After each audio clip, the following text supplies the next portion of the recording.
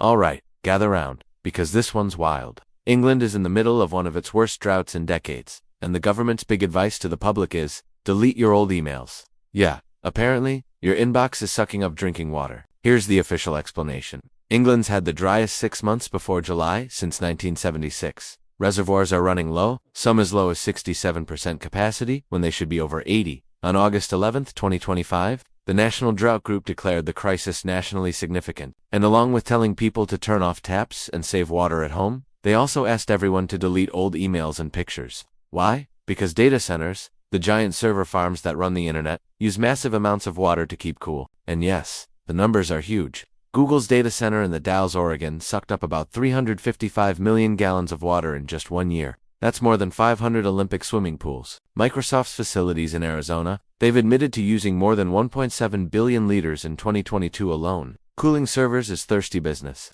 So the idea is, less storage, less server demand, less water. At least in theory. But the public reaction, brutal. Social media exploded with sarcasm. People compared it to lowering the font size in your emails to save hard drive space, or drinking ocean water to lower sea levels. Others joked it was like don't take a dump to save Captain Kirk from meeting a Klingon 500 years from now. The vibe was clear. This advice sounded clueless and out of touch. And here's where it gets even better. Some experts pointed out that deleting emails might actually use more water, not less. When you delete something, the servers don't just forget it. They have to process the request, update databases, sync across backup systems, all of which uses extra power and extra cooling. So in the short term, hitting delete could spike water use.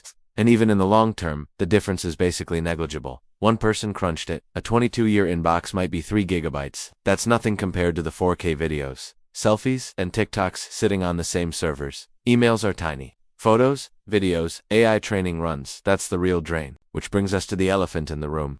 Artificial intelligence and blockchain.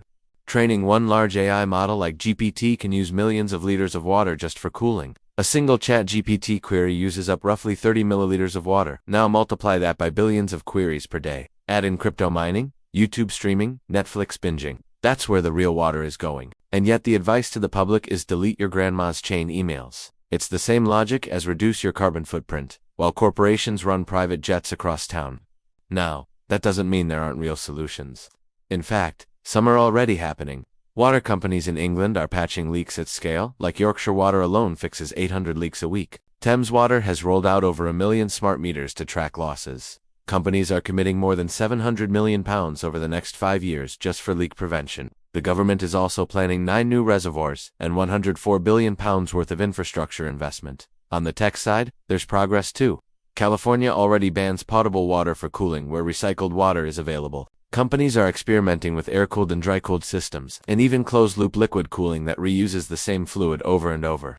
Some data centers are recycling their waste heat, piping it into schools, swimming pools, even greenhouses. In the Netherlands, one data center heats a local nursery and a pool instead of just dumping warm air into the sky. These things actually save energy and water. So in the end, delete your emails is more performance than policy. It makes the public feel like they're part of the solution, while the big systems causing the real demand barely change. And that's why it struck so many people as tone-deaf, because no, your inbox isn't the reason rivers are drying up, and deleting a few old spam messages won't refill reservoirs.